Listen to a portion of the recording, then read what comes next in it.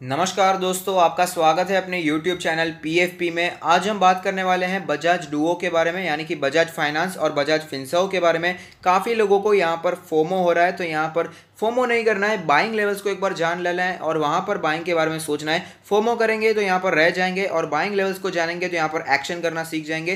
तो इस वीडियो को ज़रूर देखिए, लेकिन उससे पहले अगर आपने चैनल को सब्सक्राइब नहीं किया है तो प्लीज़ सब्सक्राइब कीजिए और रेगुलर अपडेट्स पाने के लिए नोटिफिकेशन बेल को प्रेस कीजिए। साथ ही साथ टेलीग्राम चैनल को भी ज्वाइन कीजिए, जिसकी लिंक डिस्क्रिप्शन बॉक्स में दी गई है।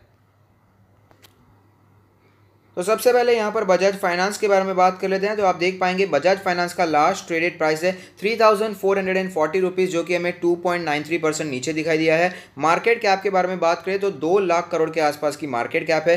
पी रेशियो 44.82 है, जबकि इंडस्ट्री का पी 30.04 दिखाई देता है। प्राइस टू बुक रेशियो की बात करें तो हमें यहाँ पर 6.52 का प्राइस टू बुक रेशियो दिखाई देता है। डिविडेंड डील 0.29% की डिविडेंड डील हमें यहाँ पर दिखाई दे रही है।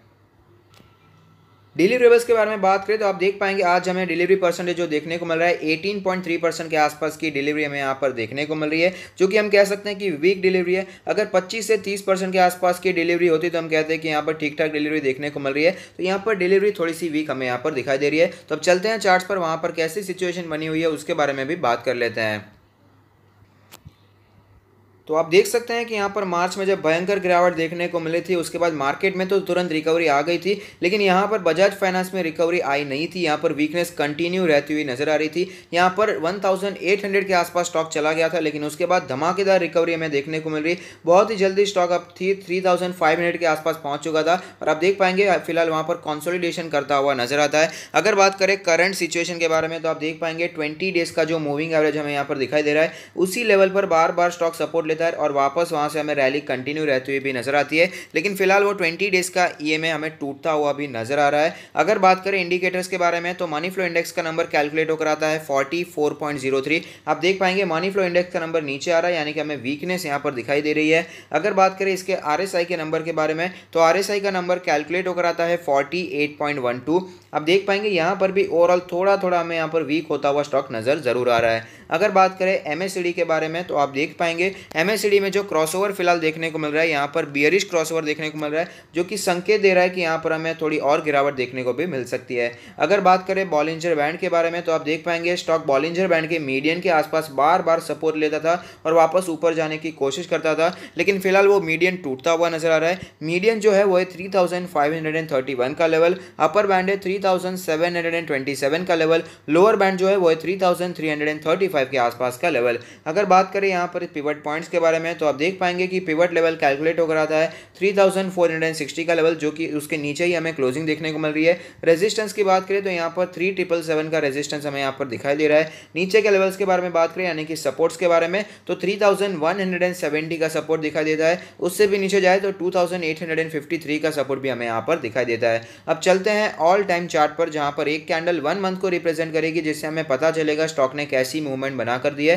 तो आप देख पाएंगे धमाकेदार स्टॉक रहा है, मल्टी बैगर रिटर्न से स्टॉक ने हमें बना कर दिए हैं। कभी भी ज्यादा डीप करेक्शन स्टॉक में देखने को नहीं मिलता है। जब भी करेक्शन इसमें देखने को मिलता है तो ये 20 मंथ्स के ईएमए के आसपास सपोर्ट लेता है और वापस तेजी कंटिन्यू रहती हुई भी नजर आती है। और फिलहाल ये 20 मंथ्स का जो मूविंग एवरेज है वो कैलकुलेट होकर आता है 3130 के आसपास का लेवल। लेकिन आप देख पाएंगे मार्केट में क्रैश देखने को मिला था, तो बहुत ही ज्यादा स्टॉक नीचे आता हुआ नजर आया था, ऑलमोस्ट अपने 100 मंथ्स के ईएमए के आसपास आ चुका था। और यहाँ पर आप देख पाएंगे हमें यहाँ पर लास्ट जो 3 मंथ्स की कैंडल बनती हुई नजर आ रही है, काफी ज्यादा पॉजिटिव है। लेकिन इस मंथ की जो कैंडल है बनती हुई नजर आ रही है थोड़ी सी नेगेटिव कैंडल है। हालांकि ये ट्रेडिंग की कभी यहाँ पर ट्रेडिंग मंथ अभी तक खत्म नहीं हुआ है, सितंबर का मंथ, लेकिन फिलहाल तो सिचुएशन ऐसी ही दिखाई दे रही है कि यहाँ पर रेड कैंडल का निर्माण होता हुआ नजर आता है।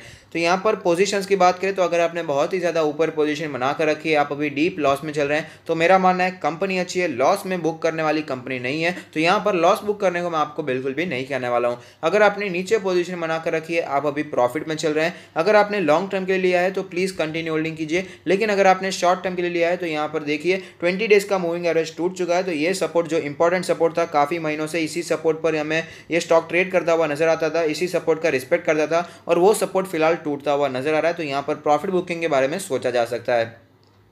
अब बात करें उन लोगों की जिन्होंने यहाँ पर फोमो में आ गए हैं, यहाँ पर फियर ऑफ मिसिंग आउट हो रहा है, जिन्होंने यहाँ पर 1800 2000 के आसपास के लेवल पर बाइंग नहीं किए, उन्हें कौन से लेवल पर बाय करना चाहिए। यहाँ पर 1800 और 2000 का लेवल तो मैंने रेकमेंड किया ही था, लेकिन यहाँ पर मैं काफ़ी समय से बजाज फाइनेंस को कवर इसीलिए नहीं कर रहा हूँ क्योंकि ऑलरेडी काफ़ी ज़्यादा स्टॉक ऊपर निकल चुका है और यहाँ पर 1800 और 2000 का लेवल हमने सजेस्ट किया था।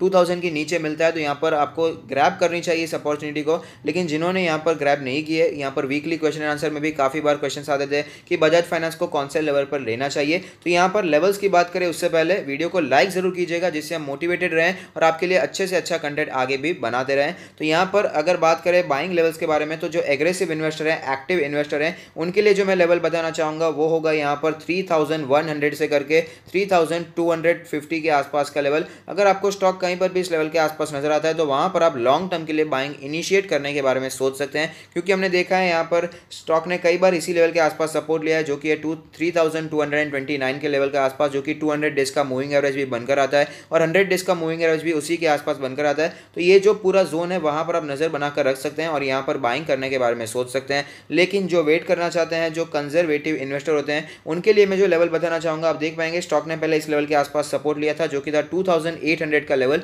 तो जो वेट करना चाहते हैं वो 2700 से करके 2850 के आसपास का वेट कर सकते हैं और यहाँ पर बाइंग इनिशिएट करने के बारे में सोच सकते हैं। ओवरऑल धमाकेदार स्टॉक है, ये तो बताने की जरूरत ही नहीं है। ये लेवल्स को आप ध्यान में रख सकते हैं। यहाँ पर फोमो में नहीं आना है, फोमो में आकर जल्दबाजी करके यहाँ पर बाइंग नहीं करनी चाहिए। सोच समझकर बाइंग लेवल्स को जानकर यहाँ पर आपको बाइंग करनी चाहिए।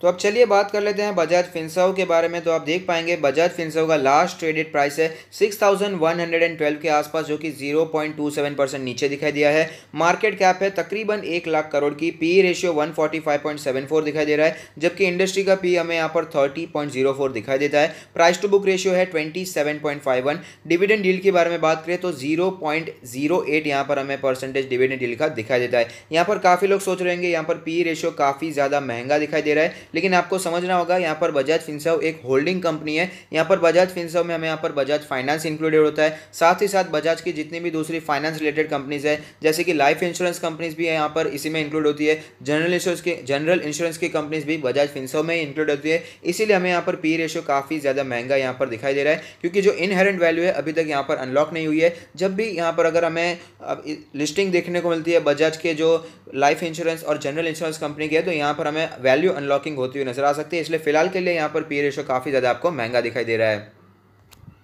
अगर बात करें यहाँ पर बजाज फिनसर्व के यहाँ पर डिलीवरी के बारे में तो 17% के आसपास की डिलीवरी देखने को मिल रही है, जो कि यहाँ पर ऑफकोर्स हमें वीक डिलीवरी देखने को मिल रही है। अब चलते हैं चार्ट्स पर, वहाँ पर कैसी सिचुएशन बनी हुई है उसके बारे में भी बात कर लेते हैं। तो आप देख सकते हैं बजाज फाइनेंस में जैसी सिचुएशन देखने को मिली थी वैसी ही सिचुएशन बजाज फिनसर्व में भी देखने को मिली। भारी गिरावट हुई, उसके बाद यहाँ पर मार्केट रिकवर कर चुका था, लेकिन बजाज फिनसर्व बजाज फाइनेंस की तरह ही हमें वीक होता हुआ नजर आ रहा था। लेकिन उसके बाद तुरंत ही यहाँ पर हमें तेजी देखने को मिली और फिलहाल स्टॉक कंसोलिडेशन में हमें चलता हुआ नजर आ रहा है, एक ही रेंज में फंसता हुआ नजर आ रहा है। जैसे पहले भी ये एक ही रेंज में फंस चुका था, उसके बाद थोड़ी सी गिरावट आई और वापस हमें तेजी देखने को मिली थी और फिलहाल हमें यहाँ पर स्टॉक फिर से यहाँ पर एक ही रेंज में फंसता हुआ नजर आ रहा है। अगर करंट सिचुएशन के बारे में बात करें तो आप देख पाएंगे स्टॉक फिलहाल सारे मूविंग एवरेज के नीचे ट्रेड करता हुआ नजर आता है। अगर बात करें इंडिकेटर्स के बारे में तो मनी फ्लो इंडेक्स का नंबर कैलकुलेट होकर आता है 44.05। अब देख पाएंगे मनी फ्लो इंडेक्स का नंबर हमें वीक होता हुआ नजर आ रहा है। आरएसआई के बारे में भी बात कर लेते हैं। यहाँ पर आरएसआई का नंबर जो कैलकुलेट होकर आता है वो है 42.17। यहाँ पर भी ओवरऑल काफ़ी ज़्यादा वीकनेस ओवर द टाइम हमें देखने को मिली है। एमएसीडी के बारे में बात करें तो आप देख पाएंगे एमएसीडी में जो सिग्नल्स हमें दिखाई दे रहे हैं, फिलहाल जो क्रॉसओवर चलता हुआ नजर आ रहा है वो बियरिश क्रॉसओवर चलता हुआ नजर आ रहा है और उसके बाद अच्छी खासी गिरावट भी हमें देखने को मिली है। बॉलिंजर बैंड के बारे में बात कर लेते हैं। यहाँ पर बॉलिंजर बैंड आप देख पाएंगे काफ़ी ज़्यादा स्क्वीज हो चुका है, एक ही लेवल में स्टॉक काफ़ी दिनों से ट्रेड करता हुआ नजर आता है। लोअर बैंड के आसपास फिलहाल स्टॉक ट्रेड कर रहा है। लोअर बैंड का जो लेवल है वो है 6015 का लेवल, मीडियन जो है वो है 6309 का लेवल, अपर बैंड है 6604 के आसपास का लेवल। अब बात कर लेते हैं यहाँ पर पिवट पॉइंट्स के बारे में। तो पिवट लेवल कैलकुलेट होकर आता है 6316 का लेवल, जिसके नीचे स्टॉक ट्रेड कर रहा है। रेजिस्टेंस की बात करें तो यहाँ पर 6573 का लेवल हमें दिखाई देता है एज ए रेजिस्टेंस।